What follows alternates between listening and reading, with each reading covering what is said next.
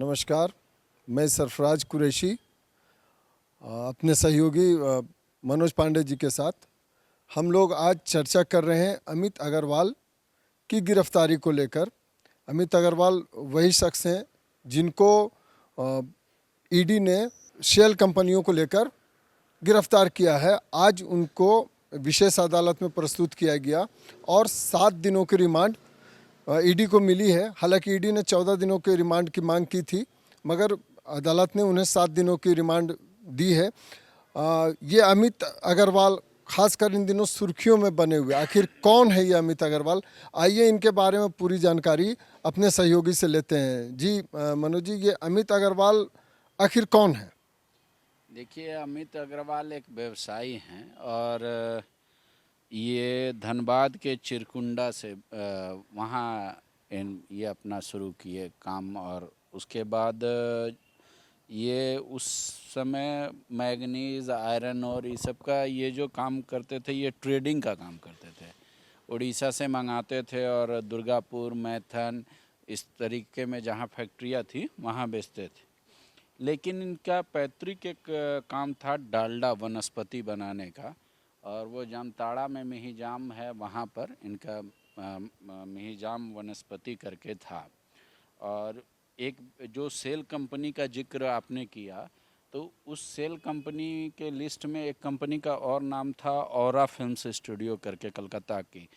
तो लेकिन आपको पता होगा कि अमित अग्रवाल ने उस समय ये कहा था कि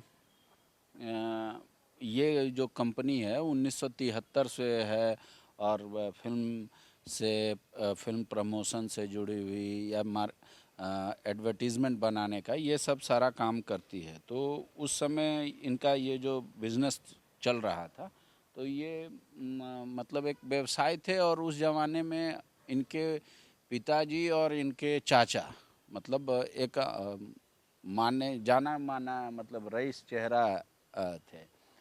तो जाहिर सी बात है कि जब बड़े व्यवसाय होते हैं तो उनके राजनीतिक संबंध बन जाते हैं और राजनीतिक दल भी चाहते हैं उनसे संबंध बनाए रखना। तो वही उस समय की कहानी है। लेकिन उसके बाद कुछ इनको व्यापार में घाटा हुआ और इनकी स्थिति काफ़ी बुरी हो गई। और मतलब 2013 से पहले आप यूँ कह लें कि ये करोड़ों रुपए के कर्ज में चले गए थे और कई लोगों से कर्ज भी ले रखा था। लेकिन जब पहली बार अमित अग्रवाल का नाम आया वो 2013 में आया, जब हेमंत सोरेन की सरकार यहाँ पे बनी थी और एक कंपनी जो सुरेश नागरे और इन लोगों को मतलब बालू का काम मिला था, उनके संपर्क में ये आए थे। तो जाहिर सी बात है कि वो माइनिंग से जुड़े हुए थे और ये भी माइनिंग का काम था। तो उन दौरान जो है इन्होंने व्यापार किया और पैसा जो कर्ज लिया था वो भी लौटाया। और उसके बाद से कई कई मौक़ों पर नाम आते रहा, जाते रहा। उसके बाद आपको याद होगा कि जब ये बीजेपी के सांसद हैं निशिकांत दुबे, उन्होंने प्रेस कॉन्फ्रेंस में ही कहा था कि भाई ये कौन है अमित अग्रवाल, बताइए। जहाँ पे यह सुना जा रहा है कि अधिकारी लोग सारा ट्रांसफ़र पोस्टिंग ये सब पूरा। तो उस समय मतलब बताया गया कि भाई कौन है ये जो कलकत्ता से व्यापार करते हैं और इस तरीके का काम करते हैं। लेकिन उसके बाद आपको पता होगा कि इनका एक बिल्डिंग का जिक्र किया था निशिकांत दुबे जी ने। तो निशिकांत दुबे जी साल्ट लेक की बिल्डिंग का जिसका जिक्र किए थे वो G+20 था और उसके छत पे हेलीपैड का निर्माण ये करा रहे थे। फिर वहाँ यादवपुर यूनिवर्सिटी के पास भी ज़मीन इनकी थी और एक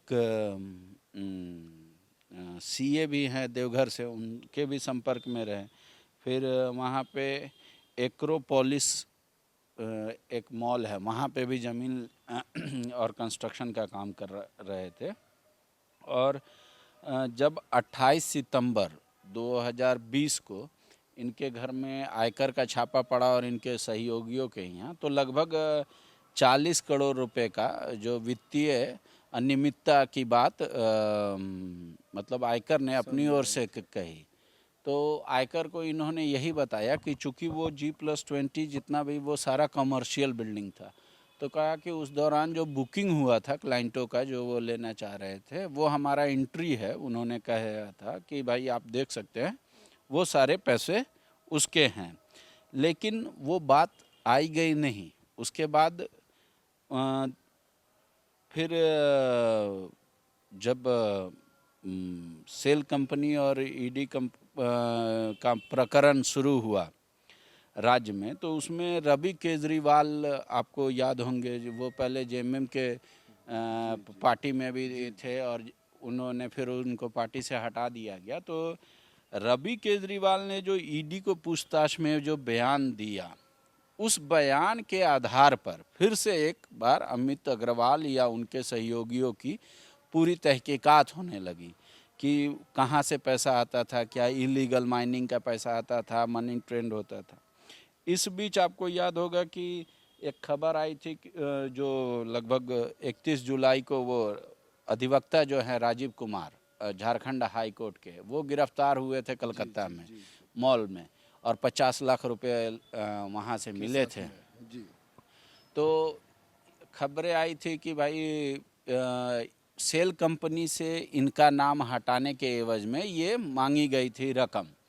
तो उसके एवज में वो गए थे और पैसा लिया था और गिरफ्तार किया था, गिरफ्तारी हुई। लेकिन उससे पहले वो बयान जो आया था कि भाई 13 जुलाई को भी मतलब इनिशियल पेमेंट हुआ था, कुछ पैसा बाकी था, 10 करोड़ तक का बात था। लेकिन वो जैसे ही कलकत्ता वहाँ एसआईटी को संभवतः कलकत्ता डिटेक्टिव टीम बोलते हैं वहाँ पे, तो वो डिटेक्टिव टीम जब अभी उसकी जांच कर ही रही है, इस बीच ईडी ने इस केस को लिया। ईडी ने केस को लिया तो राजीव कुमार जो अधिवक्ता हैं उनका जब बयान दर्ज किया गया, तो राजीव कुमार जो ईडी के सूत्र हैं वो कह रहे हैं कि राजीव कुमार ने ये बयान दिया कि ये सिर्फ ट्रैप ही नहीं था, बल्कि हमको ये कहा जा रहा था कि आप न्यायालय से संबंधित कुछ लोगों के नाम लीजिए, फिर ईडी अफसरों के नाम लीजिए, फिर सीबीआई के अफसरों के नाम लीजिए। तो क्या ये ट्रैप था कि इन तीनों को बदनाम करने का, या फिर कोई अन्य मसला है, उसका तो जांच चल ही रहा है। ईडी ने फिर से अमित अग्रवाल के साथ पूछताछ शुरू कर दिया। तो अमित अग्रवाल लगातार ईडी के सवालों का जवाब दे रहे थे, लेकिन उसमें 4 आईपीएस जो आप अभी सुन रहे होंगे कि 2 कलकत्ता के और 2 झारखंड के आईपीएस का भी जिक्र आ रहा है, और वो दोनों आईपीएस पहले से भी चर्चित हैं। तो इन सारे लोगों के साथ की बातचीत, या फिर जिस तरीके से ईडी को लगा कि जो ये मनी लॉन्ड्रिंग का पैसा ही है, 50 लाख रुपये या जो 40 करोड़ उस समय इनकम टैक्स डिपार्टमेंट ने पकड़ा था, तो उस सारी कड़ियों को एक से एक करके जोड़ना शुरू कर दिया ईडी ने। लगभग 90 करोड़ रुपए का हिसाब अभी भी ये नहीं दे पा रहे हैं, जो मौखिक तौर पे। तो उसके बाद ईडी को लगा कि भाई गिरफ्तारी होनी चाहिए।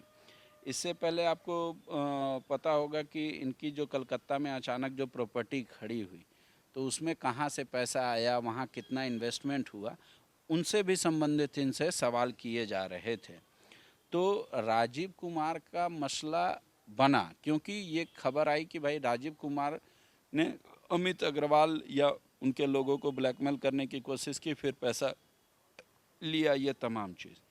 लेकिन ये जो 90 करोड़ का अमाउंट है, इसका हिसाब नहीं मिल पाना, फिर तार इलीगल माइनिंग से जुड़ा होना, वो रवि केजरीवाल के बयान के तहत, तो ईडी को लगा कि इनको गिरफ्तार करना चाहिए।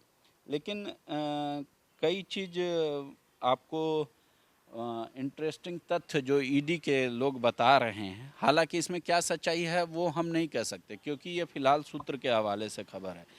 अब जब समाज कल्याण विभाग ने 1800 करोड़ रुपए का लगभग रेडी टू ईट आंगनबाड़ी वाला जो टेंडर किया, उसमें भी इनका नाम ईडी सोर्सेज बता रहे हैं कि उसमें इन्होंने अहम रोल अपना प्ले किया। उसके बाद एक 2019 इलेक्शन से संबंधित है, झारखंड के इलेक्शन से, वहाँ पे किसी सीए का नाम लिया जा रहा है कि उस सीए से अमित अग्रवाल ने किसी को मदद करवाया और उनकी भी संलिप्तता। फिर उसके बाद एक देवघर के सीए का नाम आ रहा है। इस तरीके से बहुत सारे लोगों का, कई अच्छे अच्छे बिजनेसमैन का भी नाम आ रहा है। तो मतलब कोयला से भी अब धीरे धीरे ये पूरा प्रकरण पूछताछ में घुस गया। तो प्रेम प्रकाश और रवि केजरीवाल, इन दोनों के बयान को अगर आप मिलाएंगे तो फिर आपको ये हिसाब किताब जोड़ के जो वो ईडी कह रही है कि 90 करोड़ का ये बनता है।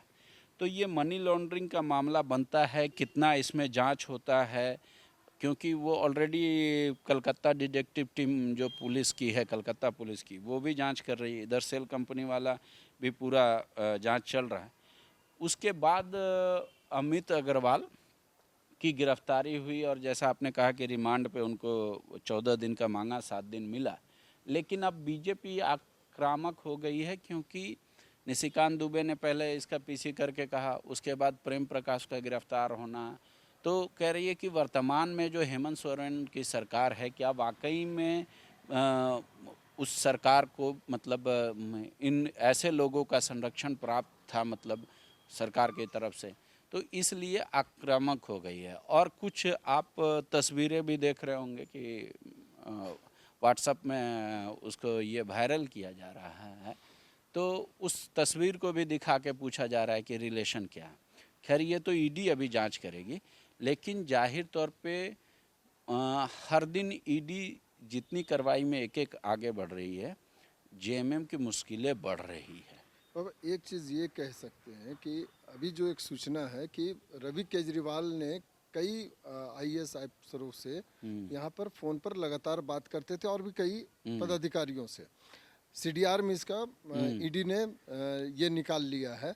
तो इस संबंध में आगे क्या हो सकता है कि जिस अमित तरह से अग्रवाल के आज बाबूलाल ने भी प्रेस कॉन्फ्रेंस किया और बीजेपी की तरफ से ये मांग की जा रही है कि अमित अग्रवाल ने किन किन अधिकारियों से बात किया है या कैसे उन सब का सीडीआर निकाल के सार्वजनिक किया जाए और ये संबंध स्थापित किया जाए कि आईएएस या आईपीएस से क्यों इनका संबंध है इतना।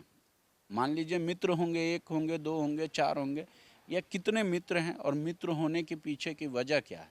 तो अब ये ईडी ने अपना कानूनी पक्ष का काम किया।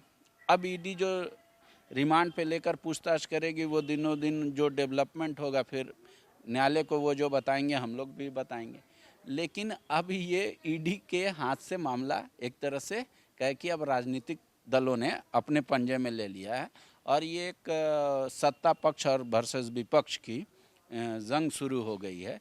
तो वो जब सीडीआर का वाकई में अगर इन्वेस्टिगेशन होगा तब तो फिर बहुत सारे लोग आएंगे जिनसे उनकी बात हुई है।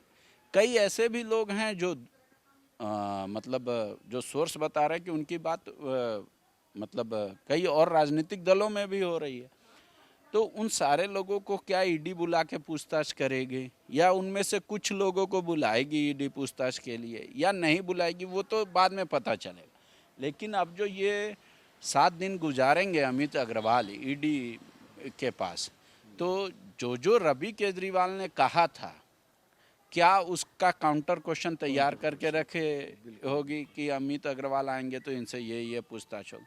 तो ऐसे अभी कई सवाल हैं जो लगातार बने हुई है और बीजेपी ये आरोप लगा रही है कि भाई सत्ता से इनका करीबी रहा है, जैसे प्रेम प्रकाश पे लगा। जैसे अभी आपने बताया कि बीजेपी आरोप लगा रही है और आज बाबूलाल मरांडी ने, निशिकांत दुबे भी लगातार बोलते रहे हैं। खास करके आपने अभी बताया कि जेएमएम की मुश्किलें बढ़ सकती है। आज इसी बात को लेकर कांग्रेस के प्रदेश अध्यक्ष से भी पूछा गया कि भाई आखिर आपका क्या संबंध है उनसे? उन्होंने तो इनकार किया है। जाहिर सी बात है, अभी कोई भी इकरार नहीं करेंगे कि अमित अग्रवाल से मेरे संबंध है।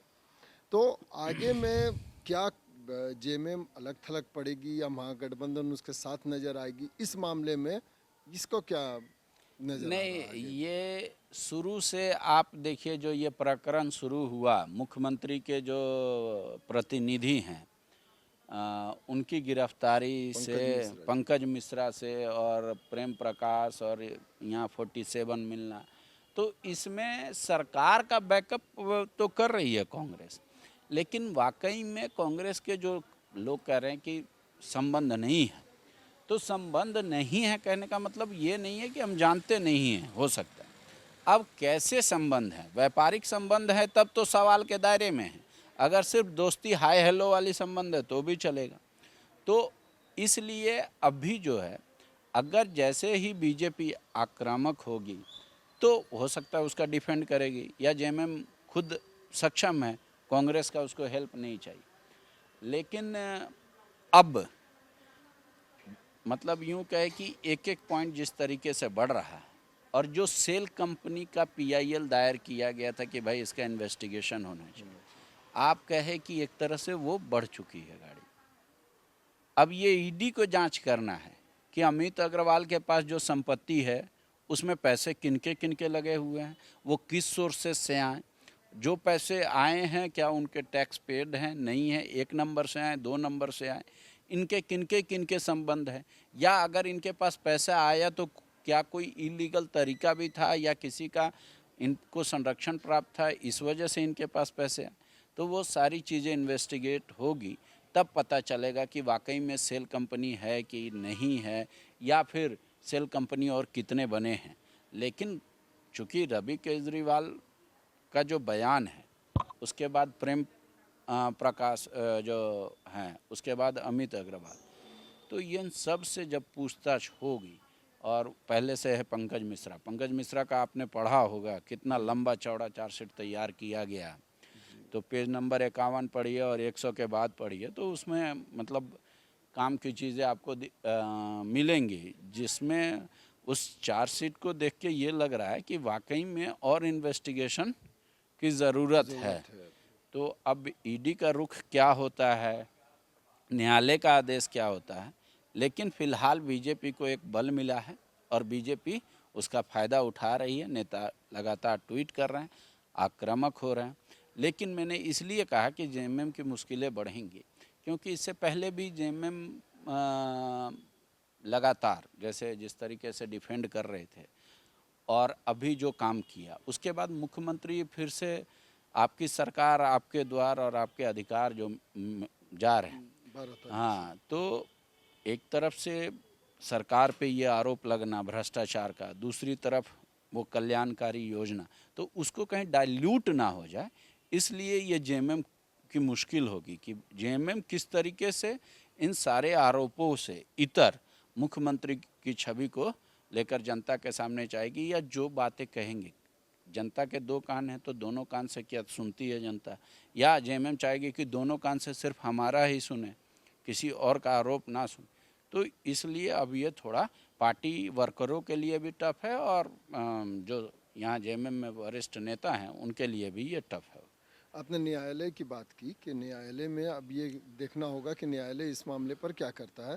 तो जिस तरह से राजीव कुमार की गिरफ्तारी हुई, शेल कंपनियों को लेकर पीआईएल दायर होता है, उसके वकील राजीव कुमार गिरफ्तार होते हैं, वो भी रिश्वत के पैसे को लेकर, तो इसका कितना प्रभाव पीआईएल में पड़ सकता है? इसको ये पीआईएल पे पड़ सकता था, उसका भी जांच हो रहा है। मैंने आपको कहा ना कि राजीव कुमार ने ईडी को कहा है, जो सोर्स है हमारे उसके अनुसार, कि राजीव कुमार पे कलकत्ता पुलिस ने, एक आईजी रैंक के अधिकारी हैं, उन्होंने बाकायदा ये दबाव डाला कि आप 3 मतलब तरह के, एक न्यायालय, ईडी और सीबीआई, इनका नाम लीजिए कि आप उसके कहने पे मतलब, या उस तरीके से उनको भी आप सेट करते हैं जिस तरीके से कहा गया। तो क्या सिर्फ उनको बदनाम करने की साजिश थी, या राजीव कुमार खुद झूठ बोल रहे हैं?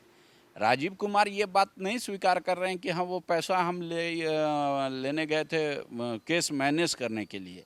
वो कह रहे हैं ये हनी ट्रैप था। और बाकायदा अभी तो राजीव कुमार ने जो स्टेटमेंट दिया था ईडी को, तो उसमें टिकट का भी जिक्र किया था कि टिकट किसने भेजा आने के लिए। अगर उनका तर्क था कि अगर मैं ब्लैकमेल करने जाता तो मैं क्या टिकट उन्हीं से लेता क्या।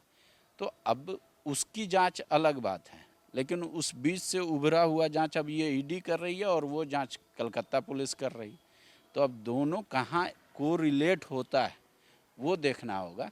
फिलहाल को रिलेट हुआ है, लेकिन उसके साथ पूरा पैसे का एक ट्रेल है जो पूंछ की तरह लंबा धीरे धीरे पहुंचते चला गया। 4 सवाल थे 90 करोड़ से संबंधित, उनका जवाब ना मिलना तो ये है। तो अब जब आधिकारिक तौर पे ईडी क्या कहती है न्यायालय को, न्यायालय कितना न्यायालय में दोनों पक्ष के जब वकील बहस करेंगे तो न्यायालय क्या आदेश देती है अपना, उस पर डिपेंड करेगा कि ये मामले कैसे आगे बढ़ेंगे। और जी बिल्कुल, ये मामले अभी और भी ईडी की जांच में अभी और क्या निकल कर आता है ये 14 तारीख को पता चलेगा। वैसे ये सही है कि बीजेपी को लगातार अब सरकार पर दावा ठोकने का, सरकार पर आरोप लगाने का और सरकार पर खुलकर बोलने का मौका मिल गया है, जो पिछले कई दिनों से वो एक दबा दबा और शांत सा ईडी के मामले में शांति दिख रही थी। वो फिर से वो जो कहते हैं ना कि तूफान से पहले वाली खामोशी थी, तो वो खामोशी अब फिर से राजनीतिक पार्टियों की टूट गई है। विवेकानंद विद्या मंदिर स्कूल एक CBSE affiliated English medium coed school है। हम शिक्षा के साथ संस्कार देते हैं। thefollowup.in. Like, share, and subscribe. www.thefollowup.in